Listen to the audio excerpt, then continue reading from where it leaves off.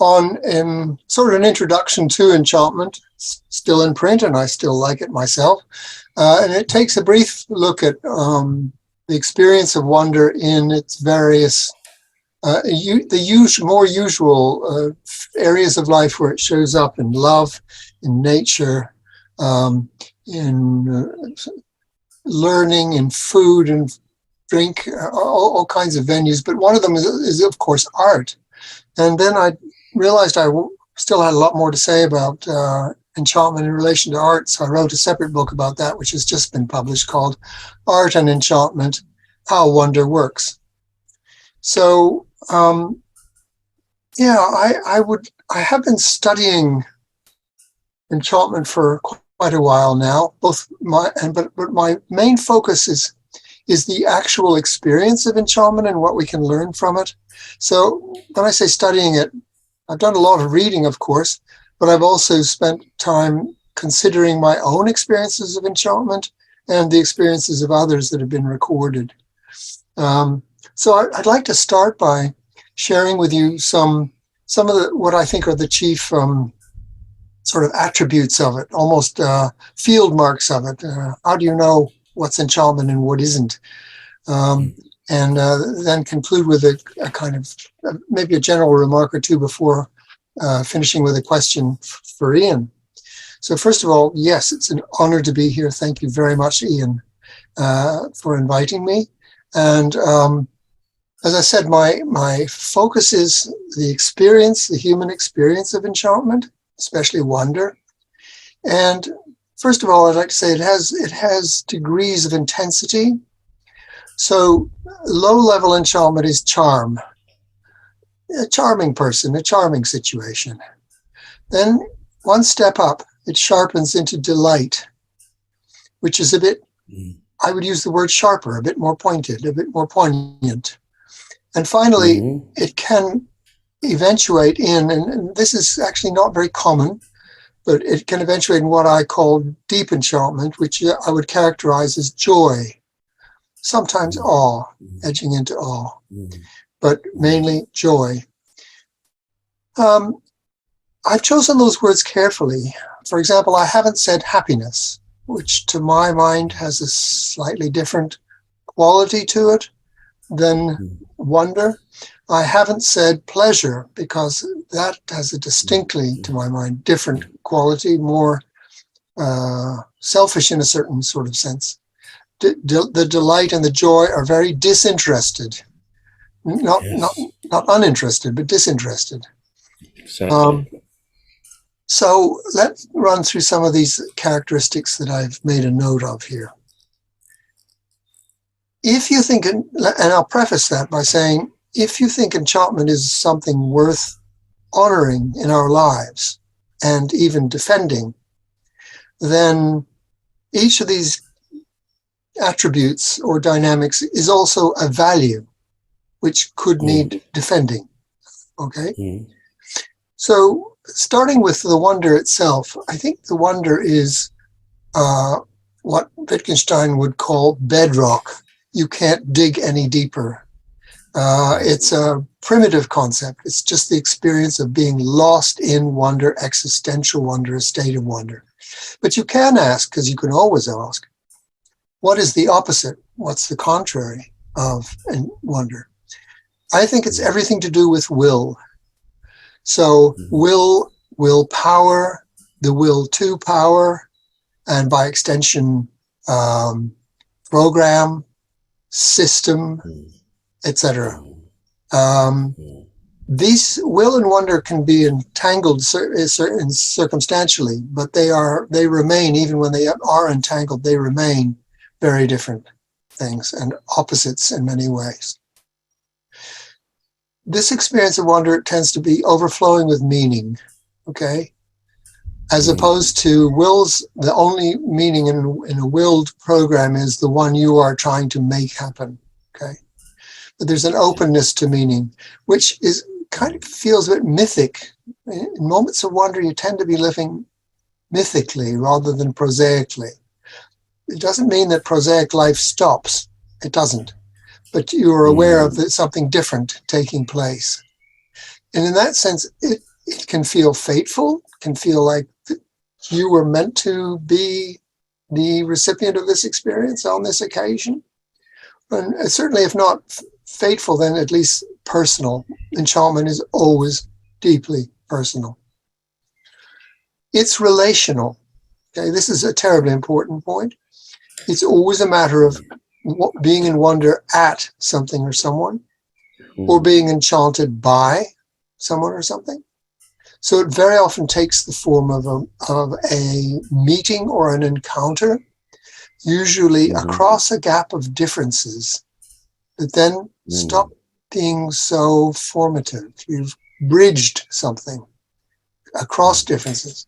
Actually, those differences or boundaries are very important, because without differences and boundaries, there's no gaps. And without gaps, there can be no meeting over them or despite them. There can be no transcending the differences if you haven't got a gap between them to cross. And without that, you haven't got enchantment. It's just that they stop determining everything. Okay? But they're still important. Now, this relationality, basically, the deeper it is, the more reciprocal it gets. So in your experience, the other, whoever the enchanting or whatever the enchanting other is, comes alive. Whether it's biologically, that is to say, technically alive or not, in your experience, it becomes a subject or an agent. And very often with something to tell you, maybe not in English, but something nonetheless. Now let's sharpen up the relationship idea a little bit. There's two kinds of modes that enchanted relationship definitely is not, okay? I call one of them Dionysian, and that's the experience of being overwhelmed, overpowered, in which differences are obliterated. They don't survive. Another way to put it would be a state of orgasmic, ecstatic unity in which all difference and all boundaries are destroyed. Okay, so actually the experience of Dionysian mode doesn't last for long, because at the end of it, there's no subject left to experience it. So that's one thing enchantment is not. Differences and boundaries remain. They don't become so important anymore, but they don't go away. The other mode, in a sense, the opposite mode is what I call Apollonian. And that's a mode where maximum distance is maintained. You and the other are hyper separate and separated. And you turn the other into an object. The other is always an object in the Apollonian mode, even if it's a person, okay? And the point of the Apollonian mode is to be able to manipulate the other, exploit the other, do something with the other. But it's very much one way. This is also not enchantment, which is very much two-way. In enchantment, as you apprehend the other, you feel your experience is, and I believe it's true, the other is apprehending you as well at the same time. Very often this happens with moments of enchantment together with members of other animal species. You look in the whale's eye and you realize with a shock that the whale is looking back at you and trying to figure out who you are. This is an obvious case of what I'm talking about. The relationship is participatory. So although you're not destroyed by the relationship as in Dionysian mode, and you're not in control of it as in Apollonian mode, but you are in the relationship, you are affected and affecting. As per the etymology of the word enchantment, it comes from Old French, enchantement, which comes from Latin, which means to be in, chantement, singing, to be in singing, or to be in the song. To be in the song you are singing or you are hearing. And I think by extension, to find yourself in any narrative, a story of some kind, whether it's a song, a poem, a picture, find yourself in the picture. Across all the arts, this happens. Which leads to the peculiar situation, which I personally have experienced, for example, of finding oneself in the picture you're looking at. But at the same time, you're still outside that picture in an art gallery looking at it from the outside. But you're also in the picture, looking at the scene in the picture from within it. Okay? That's fairly classic enchantment terrain. So another thing that follows from this kind of relationship is that actually, so to speak, nobody's in charge. Or another way to put it is the relationship of enchantment is wild. If somebody's in control, it's not wild, obviously. But this one is wild. Therefore, it can't be created at will. It's not biddable, to quote a friend of mine. Said enchantment is unbiddable. It can't be created, it can't be managed, it can't be organized. So it follows, and a lot of people find this a little hard to accept, I think. You cannot put enchantment to work. Not even for good purposes. Say, re-enchanting the world. Actually, what we need is to realize that the world we already have is already enchanting and needs defending. Okay. So now these conditions I've been talking about, these connections, I've been talking about, they're partly created and partly discovered through metaphor. And I go into a lot of into this a lot in my books. It's a little hard to do it in a short, dense way, but metaphor is a connection, okay? It's literally, the word means carrying across from one thing to another, one place to another. And it results in what I call tensive truths. So, for example, when Aldous Huxley had his experience with mescaline in 1956, he realized that the perfectly ordinary bowl of flowers on the desk in front of him was also the meaning of life. It was overflowing with life coming into existence and passing out of existence. It's also still a bowl of flowers. You don't get the transcendence without the ordinary bowl of flowers being there, okay? So enchantment does not take you away to another ineffable realm. It goes more deeply, very deeply, into where you already are and what's already present. Or to quote to cite another experience by Henry Miller, he had an experience of Broadway, which is a pretty tough place, in Chicago, as paradise. And in that moment, it did become paradise. It, however, did not stop being Broadway. So these are tensive truths. They're things that both are and aren't. They're also ontological. And what I mean by that big fancy word is they're experiences of life, of a way of being alive. They're not just epistemological. They're not just about knowing and questions of representation. Okay, is it accurate to represent Broadway as paradise? This is a sort of semi-scientific naturalistic question, which is completely inappropriate in this context. Okay, because enchantment is about a way of being in and of the world. It's not about representation. It's about presence. Absolutely. And presencing, which is a word I learned, I think, from you, Ian, which is very much to the point in this context. It's also an experience of truth, okay? Because almost always a shocking new truth, because what you realize in enchantment is the true value of the enchanting other. I don't mean their instrumental value, their use value, their exchange value, but their intrinsic value, what they're worth in and of themselves, whether they're any use to you or not, beyond any possible calculation, which places it beyond the modernist métier, mode of being, which is all about calculation. So, not coincidentally, Max Weber said that the primary weapon of disenchantment was the belief that all things in principle can be calculated. Well, enchantment shows up that for the lie it is, all things cannot be calculated. And it makes that very clear.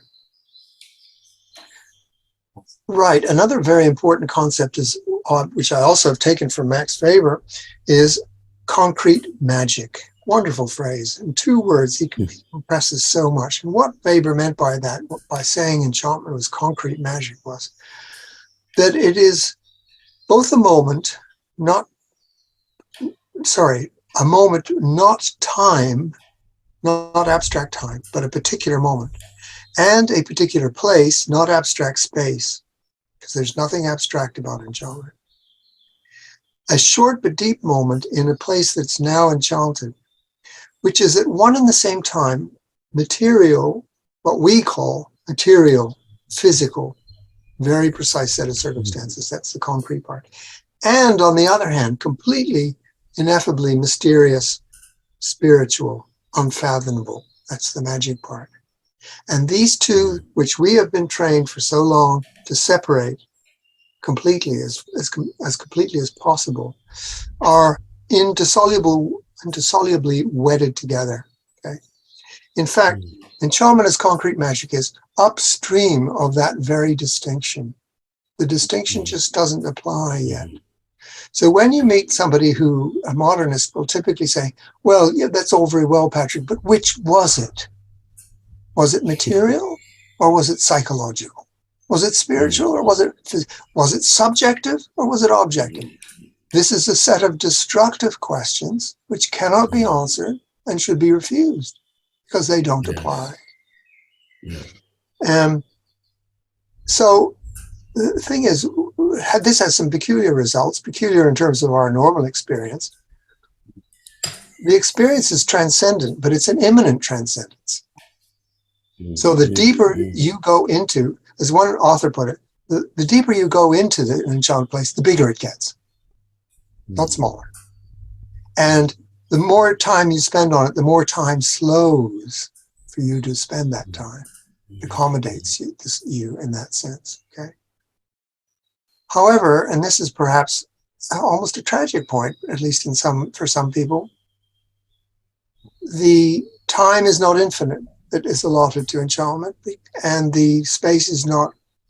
The time doesn't take forever. You're not granted forever, and the place is not infinite. Why? Because of its concreteness, which will change. It's always changing. The circumstances that support enchantment will pass. It cannot last forever. There's no such thing as permanent enchantment or enchantment 24/7. And you have to be very strong.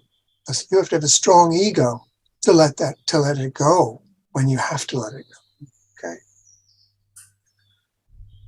W.H. Auden, the poet, said that there's two mistakes you can make in relation to enchantment. One is trying to possess it, and the other is trying to be possessed by it. And these will doom you to endless grief.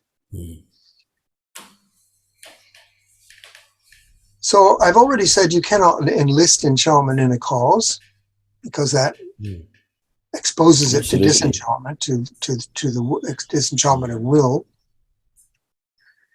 It also has the paradoxical effect, if you try and put enchantment to work, that it cannot bring you the gift it has for you. It cannot show you or teach you whatever it has to tell you, to show you, teach you.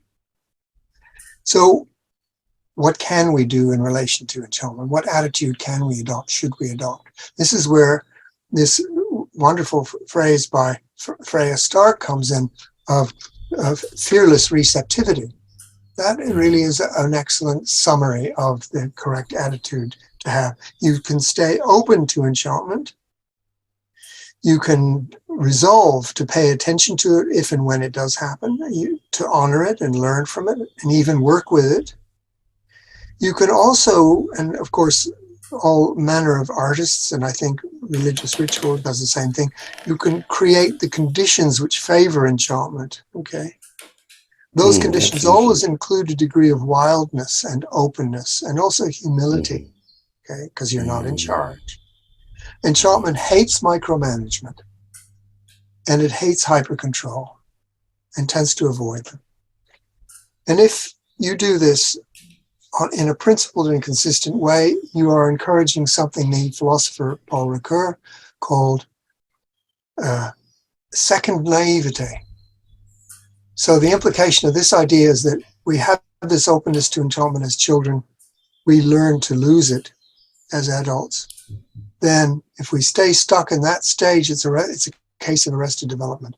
because of the third stage is recovering a seasoned openness to enchantment, the ability to be in wonder, both in individual and as a society, as adults.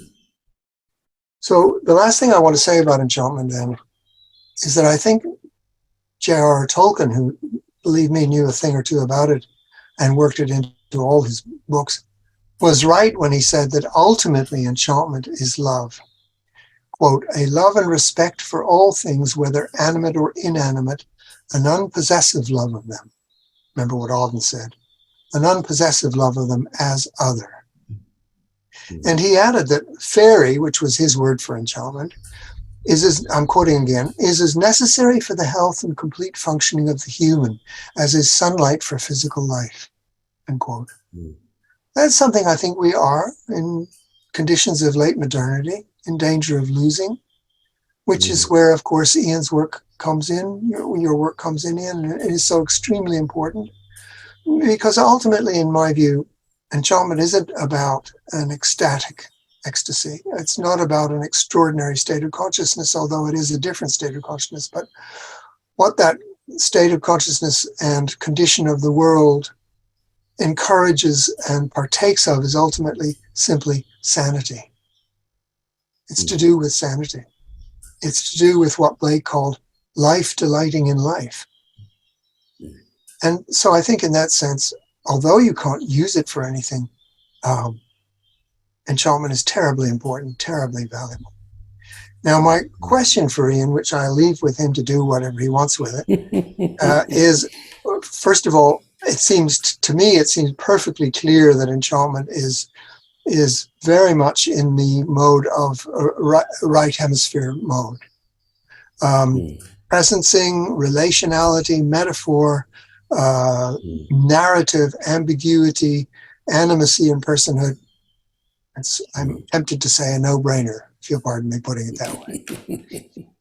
And also the contrast, clearly the contrast with the left hemisphere of disenchantment, will to power, certainty, logos, inanimacy, reification, so on. But one of the things that I like best, or in particular about your work, Iain, and your theory, is that the two hemispheres are not symmetrical. First of all, the left hemisphere mode has more power in the world, but more interestingly, perhaps, the right hemisphere understands what's going on when the other one does not. So, and it can comprehend, in a sense, it can rise above the right hemisphere can rise above itself and its contrary to integrate the two or comprehend the two. So I'm wondering if a state of deep enchantment doesn't result when that happens, when you have a kind of meta integration of the two hemispheres, as opposed to confining it only to one hemisphere. I'll leave that with you. Okay. Well, thank you very much, Patrick. You raised so many interesting points. I'd like to say a little about some of them anyway. I think the hemisphere point is sort of perhaps the least interesting one in a way, because I think it is, as you say, a no-brainer. The value of, and you started by talking about the importance of values in enchantment. And the value of the left hemisphere is really reducible to that of power, because it needs to control, to make, to wrench things into a shape that it desires. And clearly that's exactly what wonder and enchantment can't do. Somewhere I remember reading something you said, I think I quote it probably, that the whole idea that we could instrumentalize wonder results in sort of rolling out a program, as they say, in administrative circles. And of course it's doomed from the word go, because we're dealing not with will, with power, with system, but with something that has to be courted or wooed. In other words, one has to make oneself open to the possibility of an encounter. In doing so, one has to make oneself vulnerable, which again is not being in control, not being in power.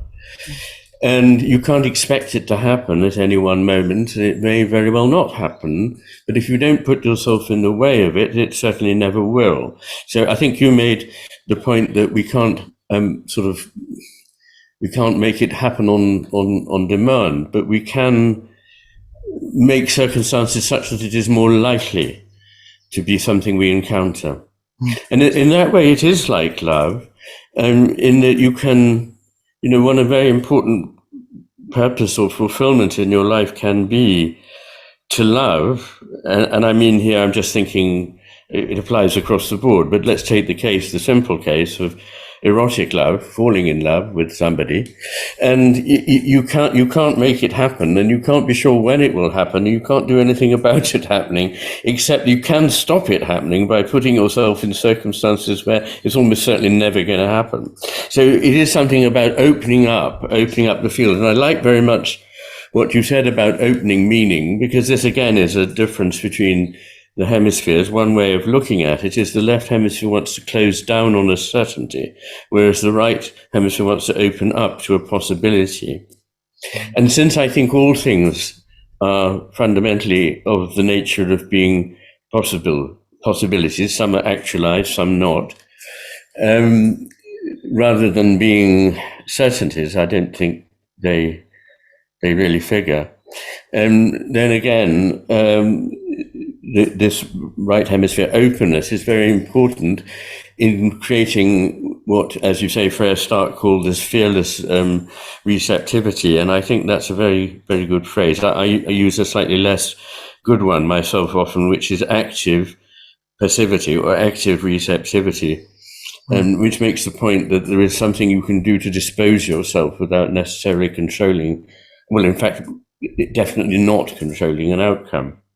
While we're talking about openness to meaning and the magic and enchantment that comes through art, I just think it worth commenting that all the, to my mind, terribly destructive things that are happening in academia at the moment and are destroying the humanities are modes of approaching a work of art which already knows what it's got to be, what has got to be said about it, confines it to a very narrow lens that it's going to be something to do with colonialism, sexism, racism, something like that. For goodness sake, can't we just open ourselves to the otherness of a great work of art and stop being the person who sits in judgment on it? At some later stage, you can make a reflection on that, but that's very much a sideline. And if you pursue this way of thinking, all you're doing is stripping the availability for wonder, for awe, for newness, for relationship, for learning, for coming to understand something that is beautiful and complex. You're ruling that out. Yeah. Can I say something passionate. Can I say something? Yes, do. Yes. Well, yes, sir, please. Towards the end of writing my book on art and enchantment, I found in an American, very respected journal, Harper's, an art critic quoted approvingly, who said, "You don't have to read Lacan, the French psychoanalyst Lacan, to appreciate this person's art. But if you want, and this is a direct quote, if you want to avoid miring yourself in a direct response to what the work of art is saying to you at the moment, then I recommend you read Lacan first." I mean, this is theory as a weapon, an offensive and defensive weapon, and you are cutting the chances of, you are setting out to preemptively destroy the enchantment. Because that's what happens in enchantment. The work is saying something to you, and you're preemptively cutting it off at the roots. I wholly agree. And my first book, which I wrote in my 20s, was called Against Criticism, and it was about partly what I later learnt was to do with hemisphere differences in ways of attending to a work of art. But it was also about what was then becoming very fashionable in universities, which was the triumph of theory over experience and even approaching a work of art. And in those days, it was mainly Marxism and structuralism and so on. But it's been replaced by things that are more arrogant, more aggressive, more toxic, more confining. So I want to defend humanities because they're so important to our being fully human. And one of the things that they offer is the otherness, the newness, the uniqueness of their experience. If you encounter a poem by Gerard Manley Hopkins, you undoubtedly have an experience that you could not have anywhere else. And that just happens to be a very extremely obvious example because of his highly eccentric style. But really, it's true of any great work of art, it seems to me. And like consciousness itself,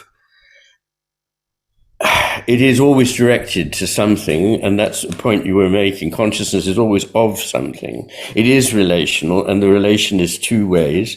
I liked all of that, and it has something to do with the awareness of that something other as beautiful. And it's been conventional to distinguish between a sense of beauty and a sense of awe. And I think that's right. But I think it can be taken too far. And in The Matter with Things, I suggest that they are versions really of one another. And you find that, going right back to people like Gorgias, who was a pre-Socratic philosopher, this idea that when you experience poetry, something that he called phrike, which is kind of a state of awful fear comes into you, but which is not a negative thing. It's the thing that makes you feel suddenly there is an enormous amount here. And what I want to emphasize is, and again, this would be something that the right hemisphere would be better equipped to understand than the left, is if you think about what is really wonderful in religion, in art, or whatever, it is something that almost by definition you can never pin down in language. But it is not in any way random. It is calling to you, it is speaking to you, and you have an intuition that there is something very deep happening here. And it's that continuing sense that there is something very deep happening here that you cannot articulate, you don't need to articulate, but you can find ways of conveying it through, as you say, metaphors, through music, through dance, through ritual, through all the various things that we've found in human history to capture it. Yeah. Or not exactly to capture it, but as the left hemisphere would say, to capture it, but to be able to talk about it. I liked also your contrast between something presencing and being represented, as you can imagine, which I think you were in which you were referencing my work. But I think it is very important, because what I'm saying is that as long as you have a theory about something, and as long as you're busy talking about that something, which you have to do many times, you're not actually any longer simply opening yourself in its presence. And so we have to practice the ability to be with things in silence and appreciate them in a way in which they are allowed to presence in all their fullness and strangeness and otherness and beauty. Their awfulness. Not just something that we made up or something we are confirming. There's one point, I think, on which I wanted to not exactly disagree, but to sort of just explore a little further. I'm a great believer in boundaries, but I'm also a great believer in the distinction between distinction and separation. And so what I think is important, you talk about the gaps, but in a way, is the gap really a gap, or is it what happens in the encounter between two things that are distinguishable, but not wholly divided one from another, rather like the two poles of a magnet? And I thought the business about bringing together opposites was terrifically important. And I like very much the point you were making, that there should be distinctions. There should be a sense in which the bowl of flowers, which is actually here on my, I wish I could just show it to you, on my table, is something eternal and profoundly meaningful, and it is still a vase of flowers. But what one is approaching increasingly, I hope, with espousing a certain way of living, is to constantly see the transcendent through and in the imminent, not in any way as a turning of the back on the imminent. And that's a very important point. And it's one that Goethe always makes in different ways, that we find the eternal in the temporal, we find the infinite within the finite, we find the general truths within individual cases. So I'm with you all about that. But I wasn't sure that necessarily it was right to say you couldn't be lost in wonder, because I think that's a very important part of what people mean by wonder. And you know, just before we started this talk, I was mentioning states of mind that I have experienced in music and dance, in which, as it were, I am no longer really, I mean, I'm there, of course I am, and I'm aware of everything. I haven't gone off my head, but you know, my meanness is completely flowing with whatever it is that's coming through it and to everyone else, and getting it back from them. And that is a completely vivifying, life-enhancing experience. I don't think you wanted to rule that out, but perhaps you could just clarify that, because it made it. I thought that you were rather overemphasizing the need always to be fully there as you, rather than perhaps in a now transformed way. Well, yes, no, I if I denied the possibility of being lost in wonder, then I instantly retracted. That was not my intention. I don't think you said that. I'm just meaning that you did sort of rather say you didn't like the idea of the loss of the observer, and that's right. But what about the state in which the subjective and objective actually become one, although distinguishable? Well, thank you. If you hadn't added those the last two words, I would have had to disagree. Yes, I think we're at the limits of what language can do in this. Yes, exactly.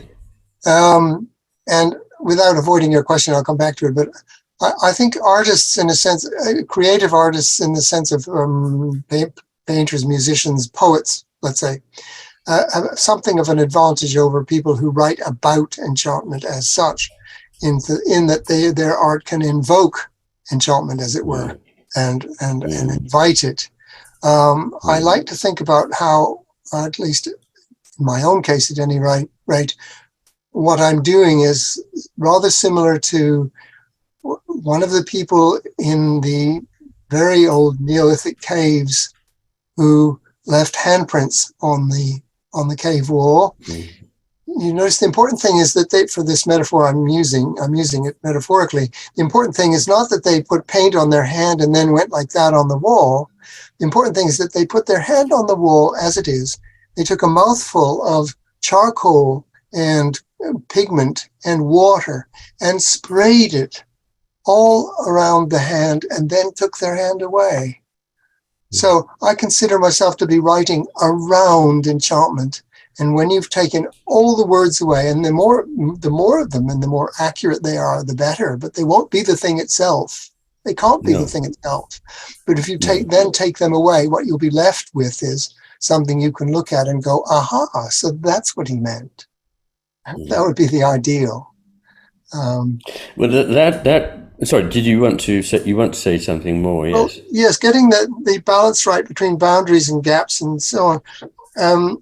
I agree. You can certainly be lost in enchantment. I mean, another way to think about it, of course, is Tolkien's use of the word fairy. And if you wander into fairy, which is to say, if you find yourself in an enchanted place, or the place you are anyway becomes enchanted, you are certainly, in a sense, you have to be, or you'd be well advised to be on your guard, because you don't know the rules there. They're not necessarily all the same as they are here. And it's easy to make mistakes and offend the wrong people and so on. But you may be so lucky as to have a great time, and then a few days later, you're shown the door on the other side of the fairy mound. You come out, and it's 50, 60, 70 years later. All your friends are dead, and all the gold coins that they've stuffed into your pocket are dry leaves, because the currency of enchantment doesn't work out in the world. So that's lovely. And I think that you've clarified that we're really, as I suspected all along, saying very much the same sort of things, because my belief is that we need the togetherness of presence and absence. The idea of the shape that's there when you take something away is such a vivid image of how art works, and how our ability to uncover, to reveal, to discover, in fact, to have an apocalypse, which we may be approaching, the word actually means a sort of unveiling of something, requires the taking away of certain modes of apprehension and certain ways of attending, those of the left hemisphere. So I think the right hemisphere would say, yes, we need both of these things.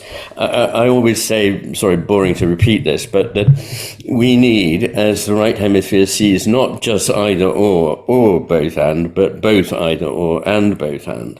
And that is what the right hemisphere is able to do, is to say, yes, the left hemisphere plays a part. And one of the ways in which I think it can play a part, and I referred to it in The Master and His Emissary, but I didn't go back to it in The Matter with Things, is that it can produce a shift when the right hemisphere has become in any way complacent in its understanding. It can take an almost perverse stance. And that perverse stance, as long as it's not insisted on, can shift things a little. Because another thing that I just wanted to comment on is, as well as what it is not, and you mentioned will and power and so on, but it is also not complacency, and it is also not hubris. And I know you've said that implicitly, but I think it's worth bringing out. I think Wittgenstein says somewhere that, we're better to wonder at things than to believe that we know them and understand them. That science, what we need to do is to be awakened to our unknowing. It's really what Heidegger said.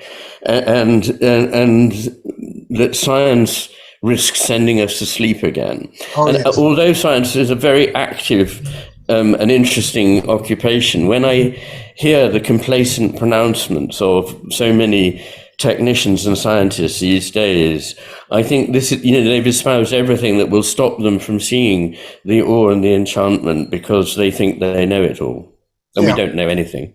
Yeah.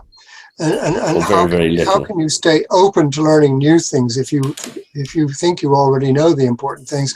Or they say something like, or it will all become clear soon, as if that was a certainty. It's extraordinary, really. Yes. Just another 10 years and we'll have it all sorted out. I mean, there's a rather nice comeuppance for that, which is that was a very common view in physics around the year 1900. But by the time the year 1910 came, they realized they had to go right back to the drawing board and start again. Yeah, quite exactly, yeah. So I don't know if there's any more to say about boundaries and gaps. I mean, your point is interesting. I've gotten accustomed to thinking of the difference between, say, you and me, because we're two people, as a gap, which is crossed when we mutually understand something. Indeed, we're doing on and off at the moment. And that gap is terribly important. So when it comes to self, it's very difficult. I think you're right. You need both differences and commonality, because the self, I have to, for enchantment and for many, many other things, I have to be, let's say, a particular unique self, myself. Yes. But at the same time, my particular unique self is entirely relational. It's the product of formative and continuing relationships in my life. That's what makes me. So you need both. You very much need both components, don't you? And I imagine that it's only the mode of the right hemisphere or the meta right hemisphere mode can grant those distinctions, both of them, without one erasing. Both of them. Yeah.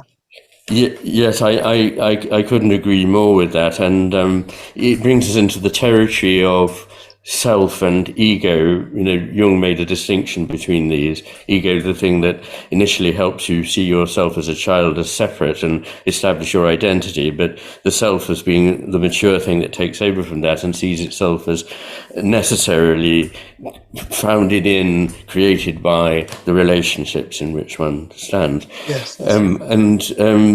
So I think in the spiritual realm there are often misunderstandings about that. I actually wrote an essay in the Journal of Consciousness Studies defending the idea of self, even in mysticism, because there's no question that the Buddha had a self and had a body, and if he was hungry, it was he that was hungry, not someone else, and if he died, it was him that died and not somebody else.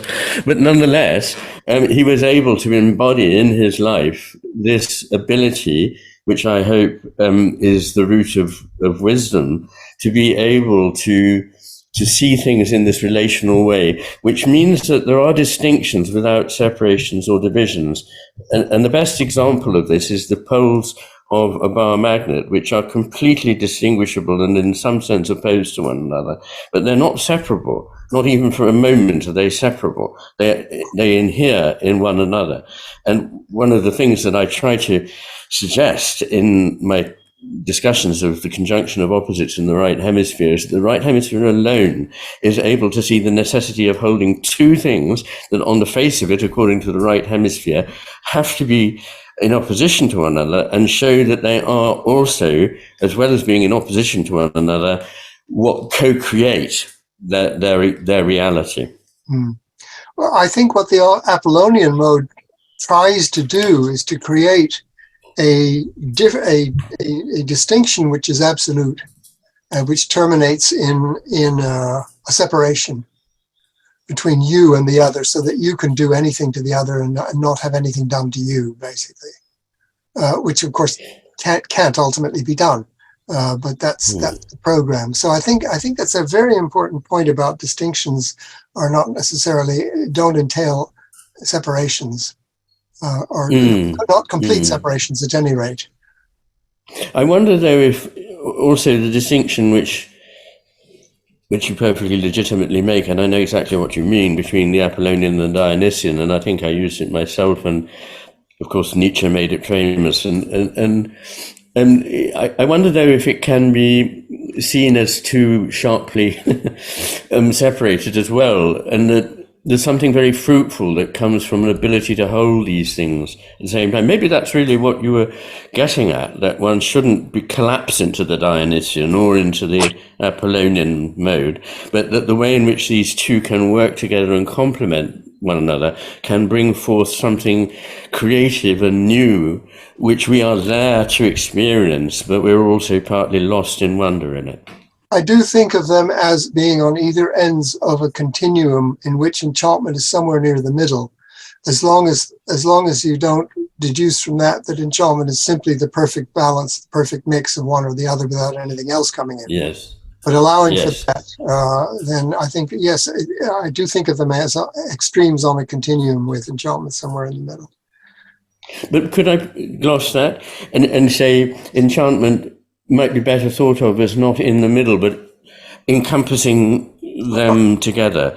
Because, there's a distinction between a kind of middle position, which is just everything gone flabby. Exactly. The string has lost its tension, and the tension, and you actually used some expression which was new to me, a tensile. Tensive truth. Tensive truth. Tensive truth. Well, I mean, it's the point that I'm always making, and Heraclitus made, that the string needs to be taut. It needs to be pulled in both directions. And, the logical thing to do would be to stop wasting energy and just let it go slack. But then there is no musical note that comes from the lyre. There is no arrow that flies forth from the bow. So you have to be able to hold them both together. It's this holding of the tension without collapsing into this or that, which is slightly different from the middle position, which is Yes, it is. which has no dynamism in it. It's lost its dynamism. Well, I would agree with that, and changing the context slightly, and therefore undoubtedly changing the meaning slightly as well. I would say that it's one very important piece of advice one could give to people who are enchanted, if you have the opportunity, is say I've fallen in love with somebody. Say I've fallen in love with a woman, and for me, this woman in Enchantment is a goddess. In effect, partly becomes, and partly is revealed to already be. But she's also a human being. My advice would be, don't let go of either end of that string, because if you think she's just a goddess, you are heading for trouble. And if you think she's just a human being in the pejorative sense of just, then you've lost what the situation is all about. So you do have to maintain that tension and hang on to both ends of the paradox. You do, and another thing that's very like that is the problem of fusion in a couple, or loss of the sense for one another, and they're like two heavenly bodies that circle one another. There needs to be a certain distance. They don't want to crash into one another and destroy one another. You don't want them to fly apart either. It's maintaining that amazing gravitational field, that sort of emotional reciprocity that is, it's at the root of love, and therefore, once again, a good parallel for the idea that you raised, that, that wonder is a kind of love. I'm sure that's right. I am too, and the image that came to me when you were speaking just then was that of a couple dancing. Yes. You can't. Yes. No, absolutely. If the distance becomes too great, it's not going to work. If they become one, they can't move properly. Exactly. Constantly adjusting and maintaining. Absolutely, yes. I wonder though, I wonder if you would agree with me that Wordsworth is probably the only person who is able to write about wonder while evoking it. I mean, he's constantly writing about the experience of wonder. And that's why I consider him the greatest of all the English poets. And I had a kind of a real epiphany, a moment of total awe and wonder, one very specific evening in Oxford when my supervisor at that time, Rachel Trickett, read me part of Tintern Abbey, and I thought, although I learnt it by heart as a teenager, and although I'd read it, I had never heard it before. And suddenly I realized that this is the most amazingly moving poetry. But it is also, I sort of thought, but, isn't he a bit blah, blah, blah, philosophizing away about it? But no, he actually brings about what he's describing in a kind of magic, which is really extraordinary. I don't know if you write much about Wordsworth, but I think he's amazing in doing this. I mean, for example, in the middle of, it just comes to mind, but in the middle of Tintern Abbey, he says, "And now, with gleams of half-extinguished thought, with many recognitions dim and faint, and somewhat of a sad perplexity, the picture of the mind revives again." And I find myself muttering these lines to myself over and over again. And I look at them, and they just seem to be, yes, he's having a few thoughts, they're a bit vague, but no, a chill goes down my spine, or my hair stands on end, or whatever, and I read these words. That's so amazing. It really is magic. It's concrete magic. Well, I don't write about him, and that's rather perverse of me, because you don't like it. No, I'm aware of what you're saying. In fact, when I was 16, I was blessed with one of those teachers that we all have one or two or three of in our lives, who opened my eyes to the romantic English poets. This was in America. And we started with Wordsworth. And in a sense, I haven't moved very far from that. But I will just say that in my new book, there's 2 chapters on fiction. And I said at the start of them, how on earth am I going to narrow down the subject of enchantment in fiction, and it's so vast. So almost arbitrarily, I said, well, I'm going to confine myself in my case studies, which comprise one of the two chapters, to people who wrote about enchantment and for whom enchantment was actually important, consciously an important value that they held. And of course, that narrowed it down quite a bit. I ended up with, I think, Karen Blixen, Tolkien, Bulgakov, and somebody else. Right. But I could have, and there is a very short chapter on poetry. But now I feel rather negligent that I haven't included words. No, it's just your next book. Oh yes, of course. Which we all look forward to. Oh. We can converse again. Thank you. Well, I wonder if we should. Do you think we should open? Yes. Yeah, absolutely. Open it up to questions. Yes. We have a lot of questions here, and we have some in the chat. I just want to address the first one from John, and you said, did Iain cite Mr. Curry in The Matter with Things? You did actually, Iain, a few times, didn't you? In The Matter with Things, yes. You cited Patrick's work. I mean, I'm sure you can't say off the top of your head which page number, but yes, he definitely did. Yes. No. Well, I could actually very quickly tell you which pages, but well, maybe I won't bother. But if there's an index at the back of Volume 2, and you'll find yourself mentioned there. Yeah, absolutely.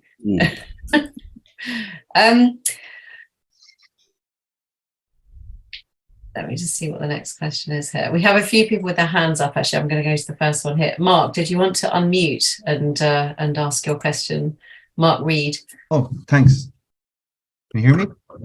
Yes, we can hear you. Great, thanks. I have a question about it. It's when Patrick, you were talking about it, and you mentioned the word participation as this connection between the bridging the subject and the object, and it reminds me of Barfield.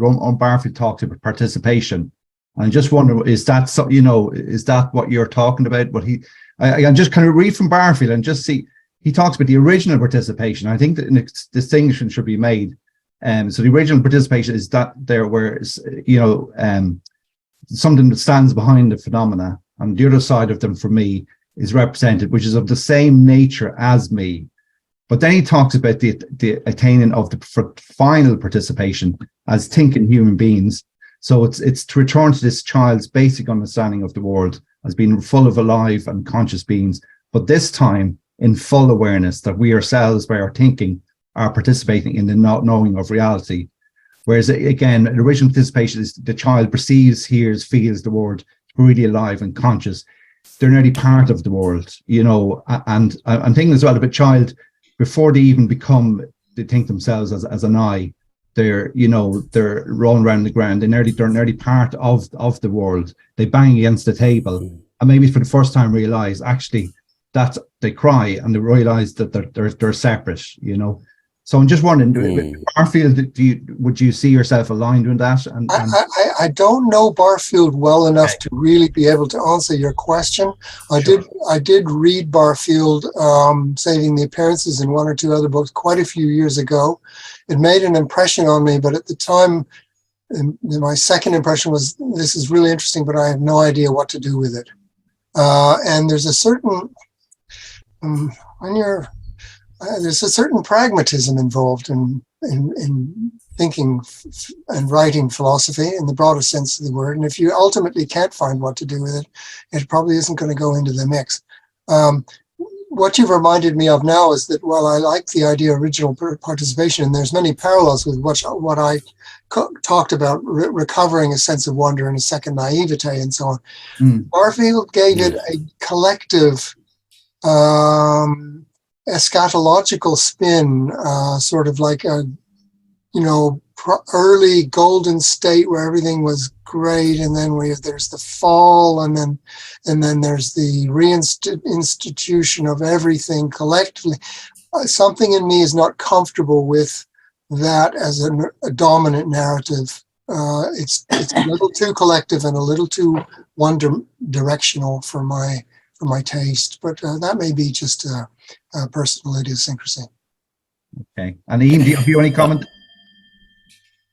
Yes, just a bit, brief one.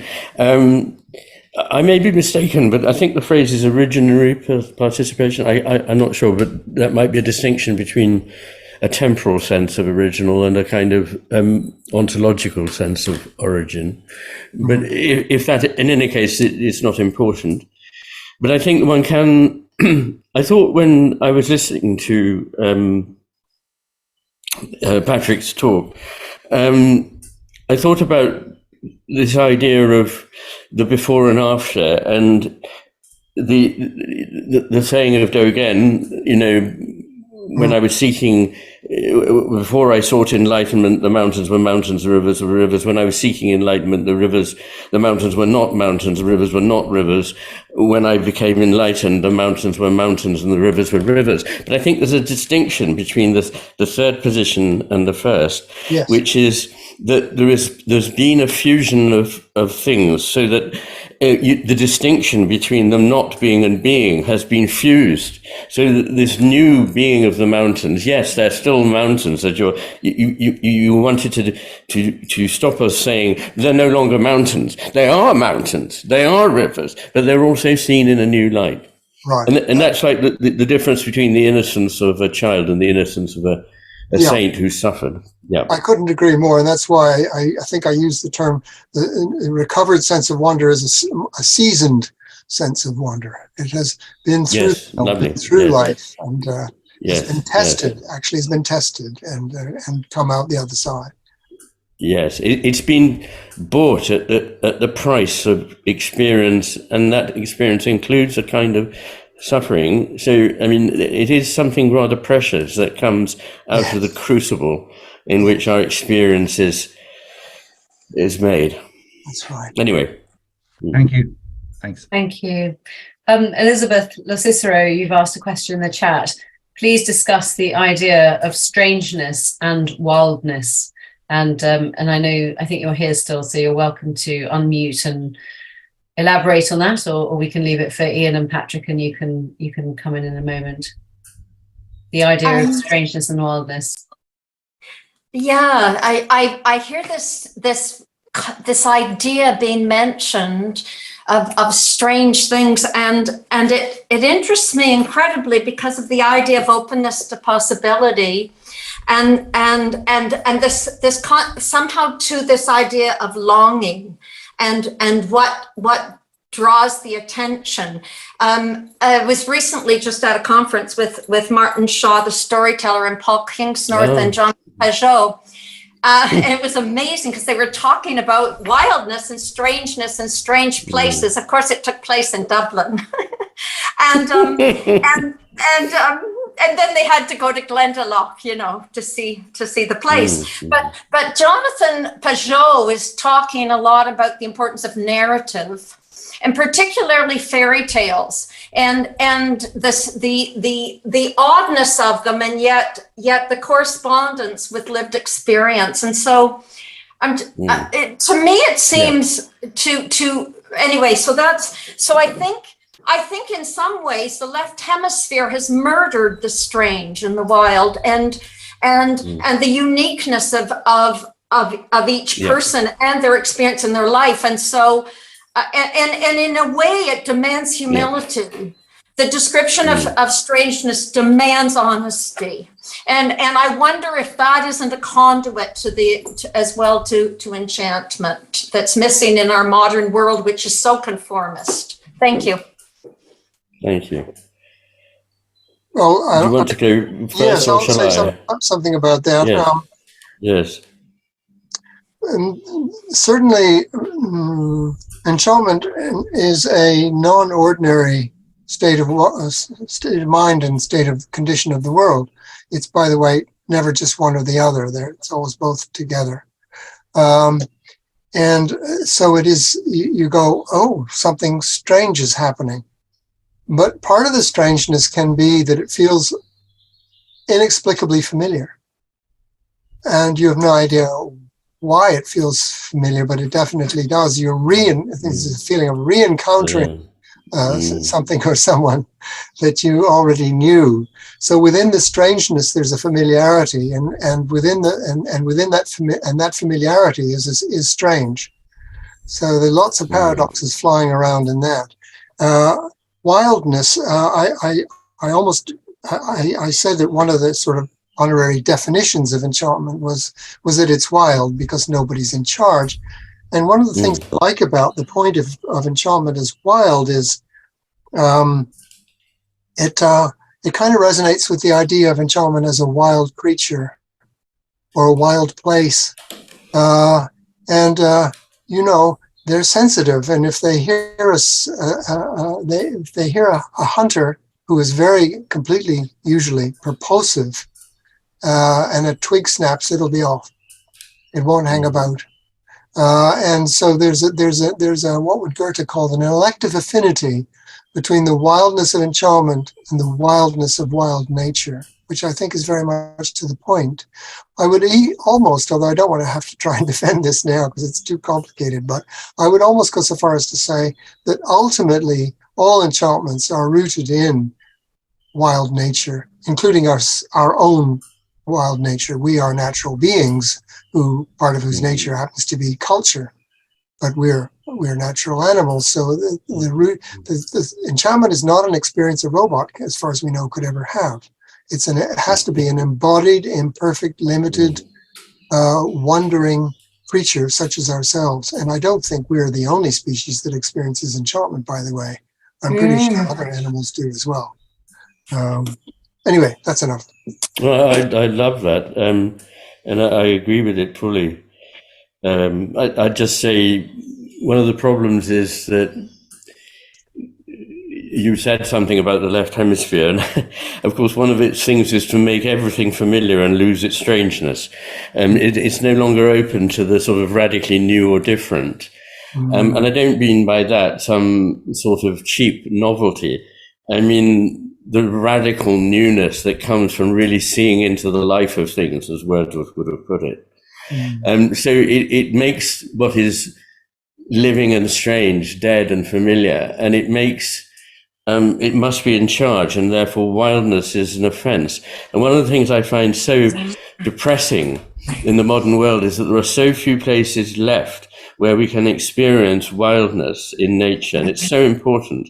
And one of the places in Britain is around where I live, and two things, administration and tourism, are taking away its wildness. The administrators just can't resist putting up little signposts everywhere and putting little signs calling it the something way and directing your attention to something. And it's awful. I've experienced that in national parks in America, where there are little tastefully rustic signs with little phrases to make you think about something. But leave us alone. Let us be there with nature and recover wildness and the strangeness. I think the most important thing that Patrick said was the thing about how the strange may be in some way familiar. And that is so true to my experience, that the things that have really mattered to me are, this is strange, but it's absolutely familiar. It's right. There's something deep here. And really that comes back to what is this enchantment and wonder? It's not directed to just anything that we don't know. It's a kind of way of knowing the things that we by definition can never know and pin down in that left hemisphere way. And can I just add, I like the fact that you used the word longing. Oh, yes. It's the German word Sehnsucht, because actually longing is directly relevant and appropriate for enchantment in a way that the word desire is not, or not as relevant, because the longing of enchantment, well, the enchantment, does it satisfy the longing? No, it doesn't. Yeah. The longing is in a sense unsatisfiable, but it opens your eyes to the enchantment that's before you, but it doesn't go away. Except for the word desire etymologically means of the stars. Dante uses it continually. Yes. Yeah, no, I don't. I'm not putting down desire. I'm not denigrating desire. I'm just saying in this context, longing might be more suitable. Yes. Thank you so much. I think they have different meanings now. And C.S. Lewis is very good on this, that longing both evokes the feeling of the need for, or the desire towards, or without fulfilling it, but just requiring more of it. It's a process, where desire now, we mean things that I want, and wanting and longing are quite separate. So we have a question from Liz Lord in the chat, who asks, are there certain conditions or attributes that need to be present for enchantment to be more likely? I'm sure that's not the first time you've heard that sort of question. I tried to touch on those in my opening remarks, and to say that there has to be a humility, an openness to the other, a willingness to learn, and certainly an avoidance of what I call micromanagement and hyper control, because, as Iain just said, with these stupid little signs in what might be experienced otherwise as wild places, not trusting us to establish our own relationship with the wildness there, but saying, oh, you've got to look at this and don't miss that. So there are certainly conditions that enchantment favors, and ones that it tries to avoid. And I think any artist, and as I may have mentioned, anybody involved in conducting religious ritual, or would be two particular contexts that come to my mind, find themselves required to use a lot of willpower in order to arrange the conditions for enchantment, the other hemispheric mode, to take place. So there is a place for will. I'm not saying that the will is a bad guy, but it should be in Iain's metaphor, the servant, the emissary of the enchantment mode. Okay, and if it's doing that, it's very necessary, and there's a lot for it to do. Very right, and one of the greatest accomplishments of the will can be to resist the will. So it can turn on its power on itself and say, but we stand back. And it's at that moment, because I think this is where the sense of awe comes together with religion, that you cannot experience what is meant by the religious when they talk about what it is that they believe in and feel. If you are confident that you know everything and you're full of arrogance, you can't, if you don't have the capacity to feel awe, which goes with that, and if you don't have compassion, which goes with the two of them. So I think awe is really a feeling of compassion towards the world, a sense of wonder at it, and a sense of humility. But not just a humility. Some people make it sound like it makes you small, but it makes you big at the same time. When you see some phenomenal mountain, or some great gorge, or some vast scape of the ocean or the land, you're both aware of your own smallness and aware of your oneness with this vastness. It pulls you again inevitably in these two directions, and not pulls you, but the ability to hold those two things together is terribly important. Yeah. Adorno had a nice phrase. He talked about being voluntarily involuntary, which I think is just what you very interesting point you made about using the will to resist the will. It's absolutely right. Great. I'm going to go to a question to Patrick in the. You have your hand up, Patrick. So please do unmute and ask your question. Thank you, and thank you both for your time this evening. Patrick, your comments about enchantment, art, and its sort of like middle position prompted me actually to look back through my notes from The Master and His Emissary. And Iain, if they serve me correct, I think there's a passage in there where it mentions art as being translucent, not fully transparent. Exactly. Or transcendent, but it sort of falls in this middle realm is translucent. So I thought that was an interesting parallel. Thank you. In my question, Patrick, you also mentioned enchantment is being paradoxical. And a question I've always wanted to ask you, Iain, is about meditation. Is meditation a product of the left hemisphere? And if so, I view it as a bit paradoxical because it's this focused, direct attention on one thing, yet at the same time, it's sort of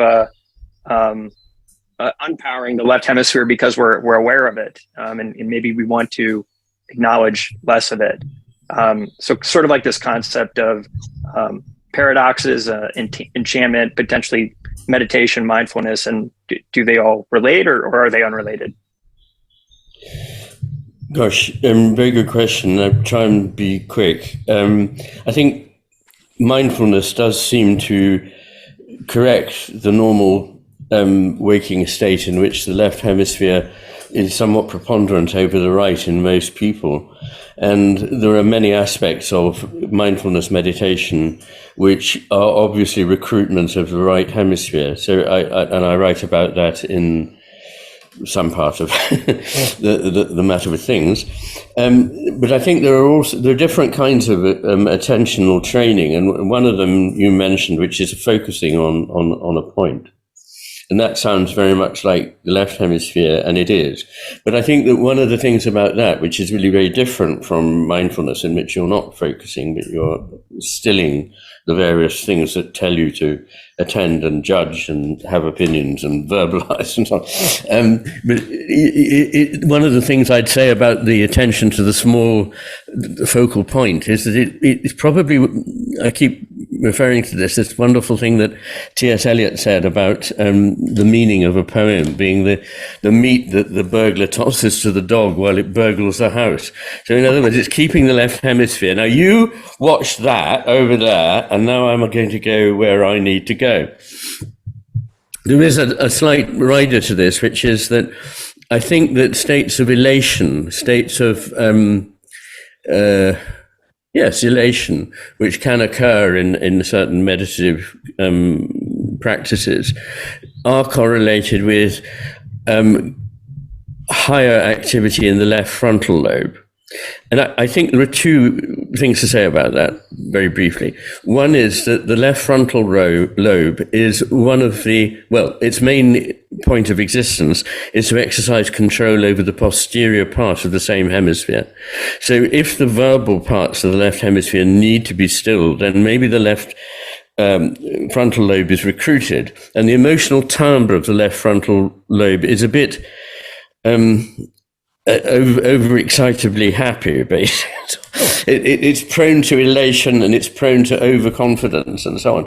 And I find that in pretty much all the traditions, although in mysticism people do have these experiences of sort of joy and so on, almost all the really wise people say these are not necessarily very valuable experiences. If they come along, enjoy them, but don't attach any special meaning to them. So I think it is quite an interesting area. Did you want to say anything about any of that, Patrick? No, I'm in the unfortunate position of having been around meditation most of my life and never having been able to do it. But maybe that's a sign that you're really doing it. Oh. It's like people who know that they're praying are probably the people who are not really praying. Well, that's a very kind interpretation, Ian. I'll pass on that one. Thanks. I'm also being kind to myself. I've no idea whether I meditate when I meditate. I'm just going to jump to David Quinn. You've had your hand raised for a while. Did you want to ask your question, David? Yeah, I want to refer to Helen Keller's experience where her teacher, Anne Sullivan, taught her first word. She took Helen to a water pump in the garden and placed her hand under the spout. And as the water flowed over one hand, Anne spelled into the other hand the word water, W-A-T-E-R, first slowly and then rapidly. And Helen Keller sort of said, I knew then that W-A-T-E-R meant the wonderful, cool something that was flowing over my hand. Uh-huh. That living word awakened my soul, gave it light, hope, and joy, and set it free. And then she touched the earth and asked for its name, and by nightfall she'd learned 30 words. So soon she'd mastered the alphabet and learned to read and write. Now I wonder how long the freshness of that original experience persisted. The French writer Yves Bonnefoy writes a lot about how the concept separates us from the présence, the presence of things. He almost writes too much about it. But since we live in language so much, I'm wondering how far we need to keep stripping the veil of familiar words from things so that we can re-experience them, and indeed language itself, in the way that Helen Keller did.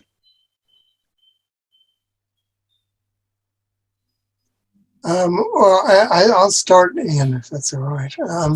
Yeah, sure. I mean, yes, they're very peculiar things indeed. Words, they can open up worlds, or they can close them down. Exactly. We are all familiar with the process. In fact, it's partly identified with growing up or being part of growing up. The process of the original reference of the words growing dimmer and duller and less present, because the word, in a sense, has replaced the referent. But the trouble is, so yes, there's a need for renewing that freshness, if you want to call it original participation, I suppose you could. Trouble comes in, how do you go about that? Because the desire to have a method for doing so, whether it's meditation or anything else, plays directly into the hands of the left hemisphere, which is creating the problem in the first place. We have a program for enchantment there, you know? And as I said in my book, then you have a nightmare of enchantment targets and outcomes and measurable outcomes and so on. And it's complete ruination of the original intention. Again, I revert to this being voluntarily involuntary or fearlessly receptive, that you have to try as a matter of principled habit, I would say, to stay open to the refreshments, the refreshment of enchantment, including in relation to words, that will actually place you sufficiently far outside the words to relativize them, to problematize them without destroying them or getting rid of them, because we need to have them for other purposes. Yeah. It's a tricky operation. Yes, and I'd agree entirely that words both separate and join, and this is the point about them having essentially all of them metaphoric nature. Metaphors are not something unusual on the surface of language. They are the bedrock of language, the place where my spade is turned, as it were, Wittgenstein would have said. So they are the essence of language, and they can either emphasize the gap, or words can emphasize the gap or reify that gap, or they can carry you across. And the case in which they most vividly do so is poetry, and surely this is why poetry exists. Poetry is the way in which words connect us to the world. And it's interesting that poetry is thought to have originated before prose. Prose was a later development from poetry. The first use of language was poetic. And so that is, I mean, I talk about that a bit in chapter 3 of the Master in his Emissary, but I think it's also possible, Patrick, to be in ritual. I have certainly experienced in phrases of the liturgy and phrases of ceremonies, including wedding ceremonies, a sense of something incredibly powerful suddenly being revealed in the language, although it's just words, if you like. So words can bring you close to something, or they can take you away from it. And I think the idea is to retain the strangeness that they have, and that's what poems often do. They make words strange, putting them in a new context and drawing our attention to other meanings. Yeah. Yeah, but poetry is also particularly good at revealing the strangeness of what we think of as ordinary, the ordinary. Yes. Rather than going to some exotic other place, it's the exoticism at the heart of what we thought we already knew, and defamiliarizing. Yes.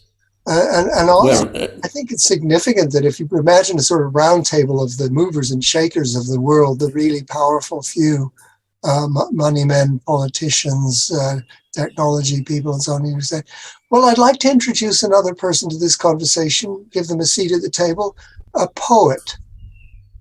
And, I cannot imagine anybody that would meet with such a degree of absolute jaw-dropping incomprehension on the part of these people. What could a poet possibly, the most irrelevant thing possible, what could they possibly add to the, etc.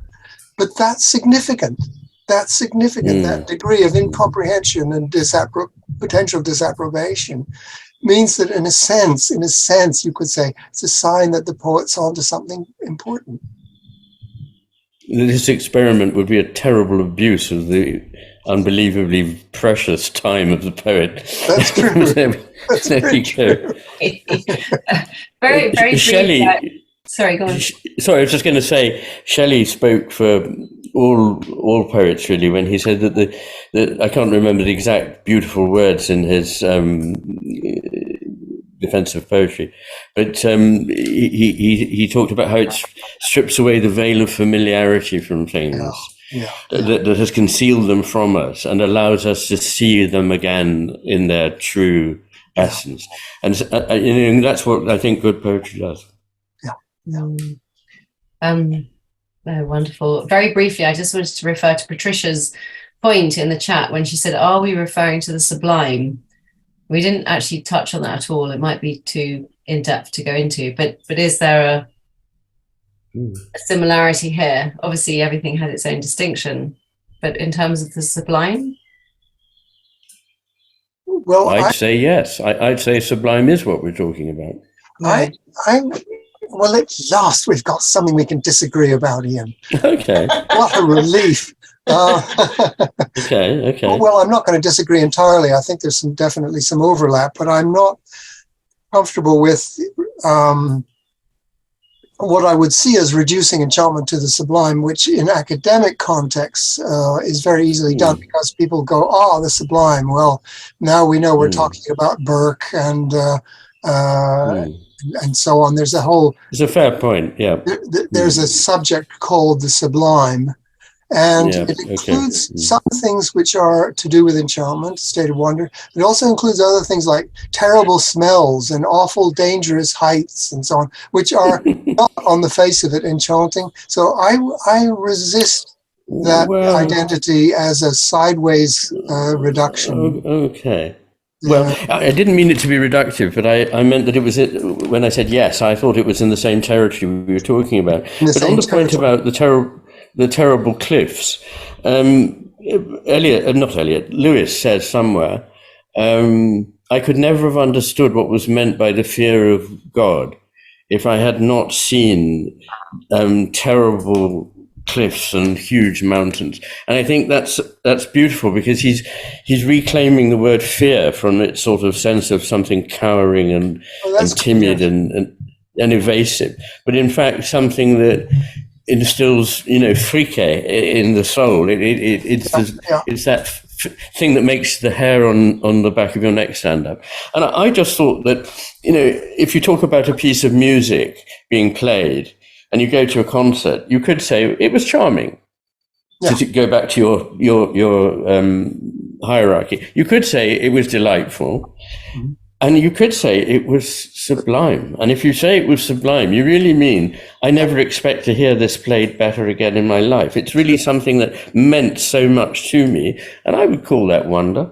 Yes, I would certainly accept that use of the word in that context. Absolutely, yes.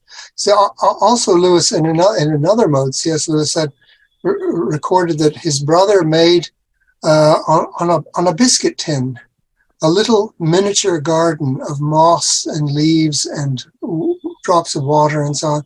And Lewis, as a small boy, was completely enchanted by this. And he said, from this little tiny garden I was enchanted by, it enchanted me in a way that the big wild actual garden couldn't do, but I learned to make the transition from the small one to the big one. And I think that's also a form of it that enchantment can take. It's lovely. Yeah. Thank you.